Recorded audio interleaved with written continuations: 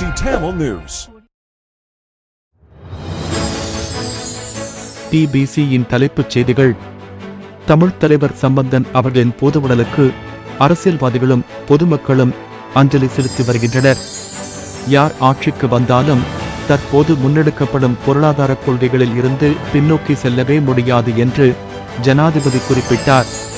இன்று காலை ஜனாதிபதி ரணில் விக்ரமசிங்க தமிழ்த் தலைவர் சம்பந்தனின் மறைவுக்கு அனுதாபம் தெரிவித்து உரை நிகழ்த்தினார். பெருந்தலைவர் இரா சம்பந்தன் மறைவு ஓர் பேரிழப்பு என தமிழ் தேசிய கூட்டமைப்பு பிரித்தானிய கிளை தெரிவித்துள்ளது. தமிழ் முற்போக்கு கூட்டணி தலைவர் மனோ கணேசன் விடுத்துள்ள அனுதாப செய்தியில், அறிவு, ஆன்மா, உடல் என்ற மனித கூறுகளில் உடலால் மட்டுமே பலவீனமாக இறுதி காலத்தில் சம்பந்தன் இருந்தார். அறிவும் ஆன்மாவும் பலம் இழக்கவே இல்லை என தனது இரங்கல் செய்தியில் குறிப்பிட்டுள்ளார். சம்பந்தன் அவர்கள் தந்தை செல்வா அவர்கள் முதல் இன்றைய தலைமுறையினர் வரை அனைத்து காலங்களிலும் கை கோர்த்து பயணித்த ஒரு தலைவராக திகழ்ந்தவர் என பாராளுமன்ற உறுப்பினர் தர்மலிங்கம் சித்தார்த்தன் தனது இரங்கல் செய்தியில் தெரிவித்துள்ளார். சம்பந்தன் அவர்களின் மறைவுக்கு எமது ஆழ்ந்த அனுதாபங்கள் என தமிழ் ஈழ விடுதலை இயக்கத்தின் செயலாளர் நாயகமும் பாராளுமன்ற உறுப்பினருமான கோவிந்தன் கருணாகரம் தெரிவித்தார்.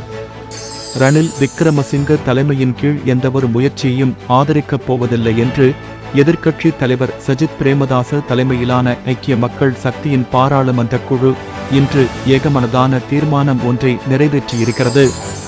எதிர்காலத்தில் நடைபெறும் தேர்தல்களில் பொலனறுவை மாவட்டத்தில் இருந்து தனது மகன் தஹாம் சிறிசேன வேட்பாளராக போட்டியிடுவார் என்று முன்னாள் ஜனாதிபதி மைத்திரிபால சிறிசேன இன்று அறிவித்தார். ஜனாதிபதி தேர்தலில் ஸ்ரீலங்கா பொதுஜன பெரமுன சார்பில் வேட்பாளரை நிறுத்தப் போவதாக முன்னாள் ஜனாதிபதி மகிந்த ராஜபக்ச அறிவித்திருக்கிறார். போதைப் பொருள் கடத்தல் கும்பலைச் சேர்ந்த கஞ்சிப்பான இம்ரானுக்கு பிரான்ஸ் நாடு தஞ்சம் வழங்கியுள்ளதாக கொழும்பு ஊடகங்கள் செய்தி வெளியிட்டிருக்கின்றன. வணக்கம்.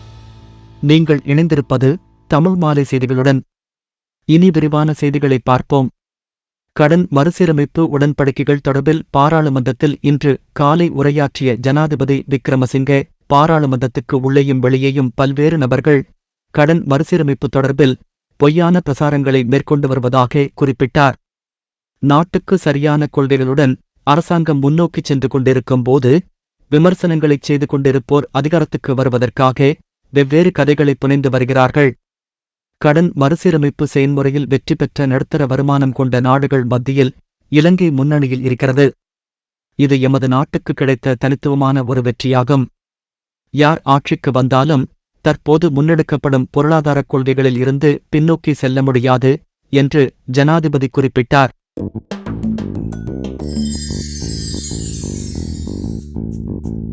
பொருளை ரேமண்ட் மலர்ச்சாலையில் இன்று காலை முதல் அஞ்சலிக்காக வைக்கப்பட்டிருக்கும் பெரும் தமிழ்த் தலைவர் இரா சம்பந்தன் அவர்களின் பூதவுடலுக்கு பெரும் எண்ணிக்கையில் அரசியல்வாதிகளும் பொதுமக்களும் அஞ்சலி செலுத்தி வருகின்றனர். முன்னாள் ஜனாதிபதிகள் மகிந்த ராஜபக்ச, மைத்திரிபால சிறிசேன, எதிர்க்கட்சி தலைவர் சஜித் பிரேமதாச, ஸ்ரீலங்கா முஸ்லிம் காங்கிரஸ் தலைவர் ரவூப் ஹக்கீம், பேராசிரியர் GL பீரிஸ் உட்பட பெருவாரியான அரசியல் தலைவர்கள் இன்று அஞ்சலி செலுத்தினர். நாளை பாராளுமன்றத்துக்கு எடுத்துச் செல்லப்படும் சம்பந்தனின் பூதவுடலுக்கு சபாநாயகரும் பாராளுமன்ற உறுப்பினர்களும் அஞ்சலி செலுத்துவர். அதற்கு பிறகு தலைவரின் பூதவுடல் அவரது சொந்த ஊரான திருகோணமலை நகருக்கு எடுத்துச் செல்லப்படும். எதிர்வரும் ஞாயிறன்று அரச மரியாதைகளுடன் இறுதிக்கிரியைகள் நடைபெறும் என்ற போதிலும் முக்கியமான சடங்குகள் இந்த முறைப்படி செய்யப்படவிருப்பதால் இராணுவ மரியாதை போன்ற நிகழ்வுகளை தவிர்க்குமாறு சம்பந்தனின் குடும்பத்தினர் கேட்டிருப்பதாக தெரியவருகிறது.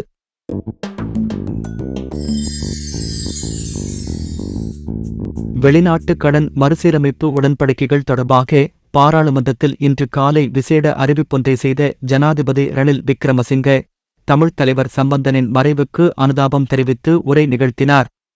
சம்பந்தன் எப்போதும் இலங்கையின் ஆட்புல ஒருமைப்பாட்டுக்காக பங்காற்றியதாகவும், அதேவேளை அதிகாரப் பகிர்வு மேற்கொள்ளப்பட வேண்டிய முறை குறித்து அவருக்கு தனியான நிலைப்பாடு இருந்ததாகவும் ஜனாதிபதி தனதுரையில் குறிப்பிட்டார்.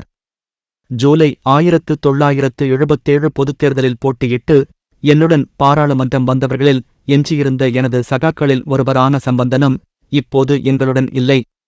மிகவும் கடினமான காலங்களில் அவருடன் பணியாற்றும் வாய்ப்பு எனக்கு கிடைத்தது. சம்பந்தனுக்கு நாம் செய்யக்கூடிய சிறந்த அஞ்சலி அவரின் பணிகளைச் செய்து முடிப்பதேயாகும் என்றும் விக்ரமசிங்க சபையில் கூறினார். அதேவேளை சம்பந்தனின் மறைவினால் பாராளுமன்றத்தில் ஏற்பட்ட வெற்றிடம் குறித்து இன்று காலை பாராளுமன்றத்தில் சபாநாயகர் மகிந்த யாப்பா அபேவர்தன உத்தியோகபூர்வமாக அறிவித்தார். சம்பந்தனின் மறைவுக்காக பாராளுமன்றத்தின் துயரத்தை அவரின் குடும்பத்தினருக்கு தெரிவிப்பதாகவும் இரங்கல் தீர்மானம் எதிர்வரும் நாட்களில் சபையில் கொண்டுவரப்படும் என்றும் சபாநாயகர் கூறினார். நாளை மறுதினம் பாராளுமன்ற வளாகத்துக்கு கொண்டு வரப்படும் சம்பந்தனின் பொதுவுடல் பிரதான வாயிலுக்கு அடுத்துள்ள மண்டபத்தில் பிற்பகல் 2 மணி தொடக்கம் 4 மணி வரை அஞ்சலிக்காக வைக்கப்படும் என்றும் சபாநாயகர் அறிவித்தார்.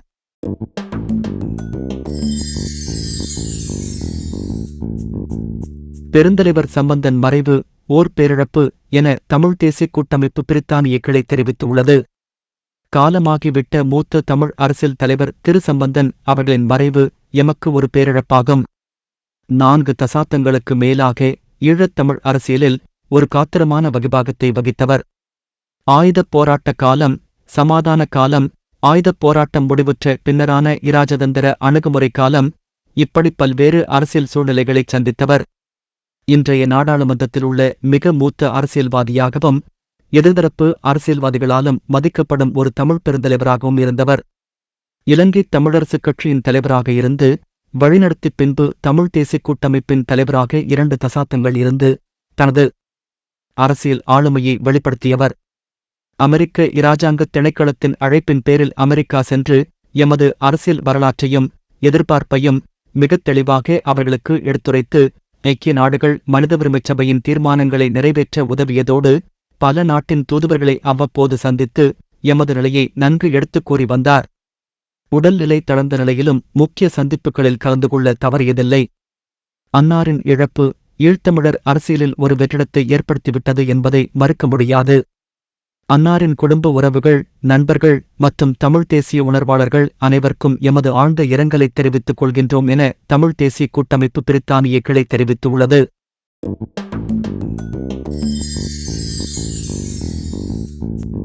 தமிழ் முற்போக்கு கூட்டணி தலைவர் மனோ கணேசன் விடுத்து உள்ள அனுதாப செய்தியில், தான் முதலில் ஒரு இலங்கையன், பிறகுதான் தமிழன். ஆனால் சிங்கள இலங்கையன் அல்ல, சிங்கள தமிழ் முஸ்லிம் என்ற பல்லின பன்மொழி பன்மத இலங்கையன். பன்மைத்துவம் என்ற அடிப்படையில் சேர்ந்து வாழ்வோம் என்று உலகறிய சொன்னவர். அப்படி சொல்லி சிங்க கொடியையும் யாழ் மேடையில் தூக்கிக் காட்டியவர். அதற்காக தமிழ் தேசியவாதிகளால் கடுமையாக விமர்சிக்கப்பட்டவர். எல்லாவற்றையும் மீறி நல்லாட்சி காலத்தில் ரணில் விக்ரமசிங்கவை நம்பி 2 வருடத்துக்கு குறையாமல் வழிகாட்டல் குழுவில் அமர்ந்து பொது அரசியலமைப்பை எழுதி முடிக்க பாடுபட்டவர். அதை நம்பி தீபாவளிக்கு தீர்வு, பொங்கலுக்கு தீர்வு என்று கெடுகூறி அதற்காகவும் கடுமையாக விமர்சிக்கப்பட்டவர் என மறைந்த தலைவர் இரா. சம்பந்தன் தொடர்பில் தமிழ் முற்போக்கு கூட்டணி தலைவர் மனோ கணேசன் கூறியுள்ளார். அவர் மேலும் தெரிவிக்கையில், அறிவு, ஆன்மா, உடல் என்ற மனித கூறுகளில் உடலால் மட்டுமே பலவீனமாக இறுதி காலத்தில் இருந்தார். அறிவும் ஆன்மாவும் பலம் இழக்கவே இல்லை. நான் அவரது கட்சி அங்கத்தவன் இல்லை.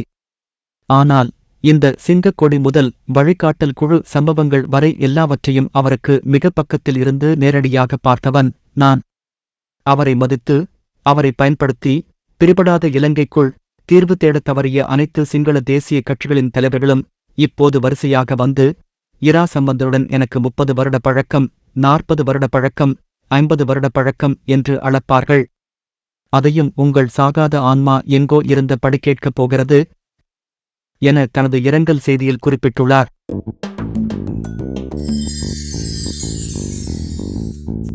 தமிழரசுக் கட்சியின் சிரேஷ்ட தலைவரும் பாராளுமன்ற குழுத் தலைவருமான இரா சம்பந்தன் அவர்களின் மறைவுக்கு எனது ஆழ்ந்த இரங்கலை பாராளுமன்ற உறுப்பினர் தர்மலிங்கம் சித்தார்த்தன் தனது இரங்கல் செய்தியில் தெரிவித்துள்ளார்.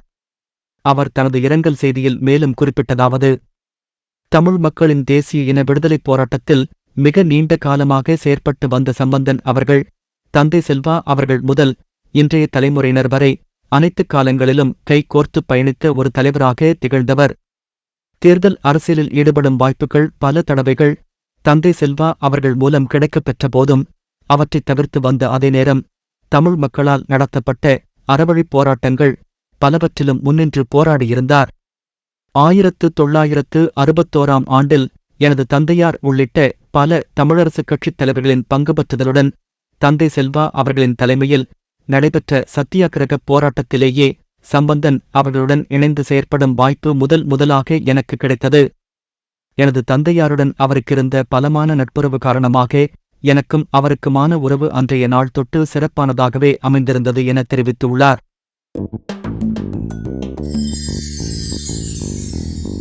இரா சம்பந்தன் அவர்களின் மறைவுக்கு எமது ஆழ்ந்த அனுதாபங்கள் என தமிழ் ஈழ விடுதலை இயக்கத்தின் செயலாளர் நாயகமும் பாராளுமன்ற உறுப்பினருமான கோவிந்தன் கருணாகரன் தெரிவித்தார்.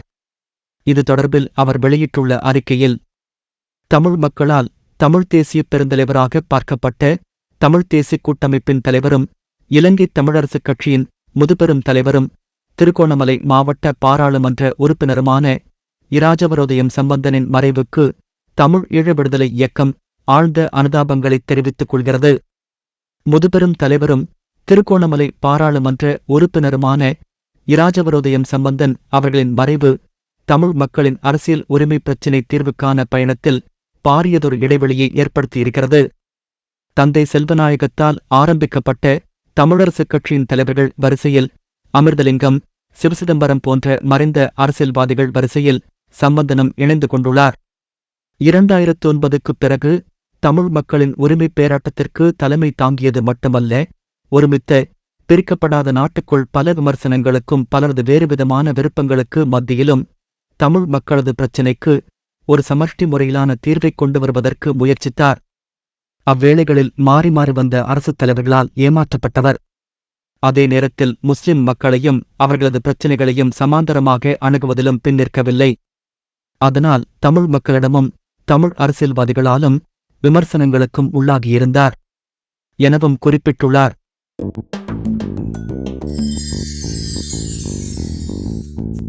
ஜனாதிபதி ரணில் விக்ரமசிங்க தலைமையின் கீழ் தேசிய அரசாங்கத்தை அமைப்பதற்கு முன்னெடுக்கப்படக்கூடிய எந்தவொரு முயற்சியும் ஆதரிக்கப் போவதில்லை என்று எதிர்க்கட்சித் தலைவர் சஜித் பிரேமதாச தலைமையிலான ஐக்கிய மக்கள் சக்தியின் பாராளுமன்றக் குழு இன்று ஏகமனதான தீர்மானம் ஒன்றை நிறைவேற்றியிருக்கிறது என்று கட்சியின் பொதுச் செயலாளர் ரஞ்சித் மத்தும பண்டார கூறினார். தேசிய அரசாங்கம் ஒன்றை அமைப்பதற்கு ஜனாதிபதி விக்ரமசிங்க 2 வருடங்களுக்கு முன்னர் முன்வைத்த யோசனையை நாம் நிராகரித்தோம். அந்த நிராகரிப்பு தீர்மானத்தை இன்று புதுப்பித்திருக்கிறோம் என்று பாராளுமன்ற வளாகத்தில் செய்தியாளர்களிடம் மத்தும பண்டார கூறினார். இன்று காலை ஐக்கிய மக்கள் சக்தியின் பாராளுமன்ற குழு கூடிய போது இது தொடர்பான பிரேரணையை புத்திக பத்திரனை முன்வைத்தார். அது ஏகமனதாக நிறைவேற்றப்பட்டது.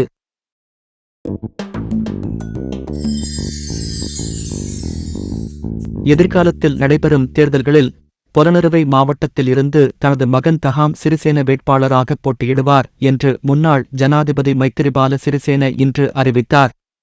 எதிர்காலத்தில் ஜனாதிபதி தேர்தலிலோ அல்லது பாராளுமன்ற தேர்தலிலோ தான் போட்டியிடப் போவதில்லை என்றாலும் ஸ்ரீலங்கா சுதந்திர கட்சியின் செயற்பாடுகளில் தொடர்ந்தும் தன்னை ஈடுபடுத்தப் போவதாக முன்னாள் ஜனாதிபதி கூறினார்.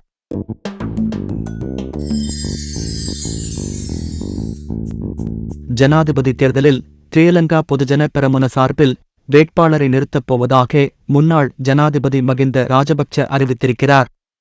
பஞ்சசீல கொள்கையின் 70வது ஆண்டு நிறைவு மகாநாட்டில் பங்கேற்பதற்காக சீனாவுக்கு சென்றிருந்த அவர் நாடு திரும்பிய கையோடு இந்த அறிவிப்பைச் செய்திருக்கிறார்.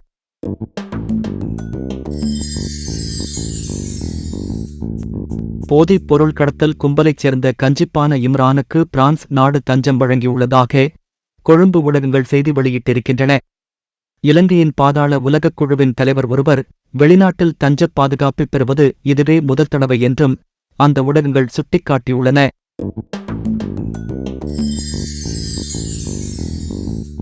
ஸ்ரீலங்கா சுதந்திர கட்சியின் பொதுச் செயலாளர் பதவியில் இருந்தும் கட்சி அங்கத்துவத்தில் இருந்தும் பாராளுமன்ற உறுப்பினர் தயாசிறி ஜெயசேகரவை நீக்குவதற்கு அந்த கட்சியின் முன்னாள் தலைவர் மைத்திரிபால சிறிசேன எடுத்திருந்த தீர்மானத்துக்கு எதிராக கொழும்பு மாவட்ட நீதிமன்றம் இன்று இடைக்கால தடை விதித்தது. முன்னாள் ஜனாதிபதி சிறிசேன மற்றும் சுதந்திர கட்சியின் பிரதிச் செயலாளர் சரத் ஏக்கநாயக்க ஆகியோரை பிரதிவாதிகளாக குறிப்பிட்டு தயாசிறி தாக்கல் செய்த வழக்கை பரிசீலனைக்கு எடுத்த கொழும்பு மேலதிக மாவட்ட நீதிபதி அனுரா விக்ரசிங்க இந்த தடையுத்தரவை பிறப்பித்தார். வழக்கு விசாரணை முடிவடைந்து இறுதித் தீர்ப்பு வழங்கப்படும் வரை இந்த தடையுத்தரவு நடைமுறையில் இருக்கும் என்றும் அதுவரை தயாசிறி சுதந்திர கட்சியின் பொதுச் செயலாளராக செயற்படுவதற்கு எந்த தடையும் இல்லை என்றும் நீதிபதி தெரிவித்தார்.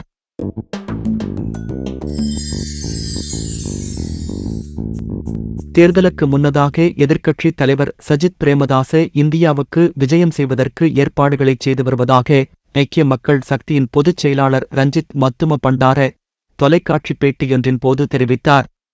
எதிர்க்கட்சித் தலைவருக்கு கிடைக்கப்பெற்றிருக்கும் அழைப்புக்கு இணங்க விஜயத்துக்கான திகதிகள் தீர்மானிக்கப்படும். தேர்தலுக்கு முன்னர் அந்த விஜயம் இடம்பெறும்.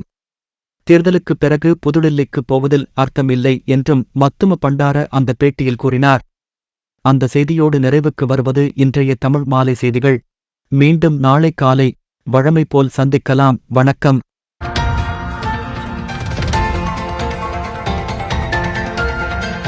TBC Tamil News.